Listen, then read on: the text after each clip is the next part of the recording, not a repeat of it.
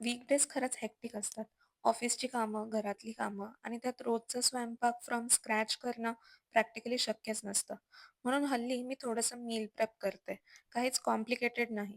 Just basic गोष्टी.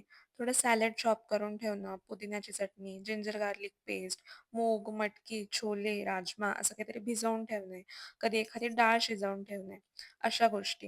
हे सगळं खूप छोटं वाटतं, पण ट्रस्ट मी, it saves so much mental load during the weak.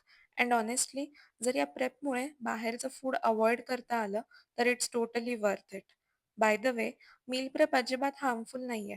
Proper store केलं, की हे सगळं आरामात 3-4 दिवस टिकतं.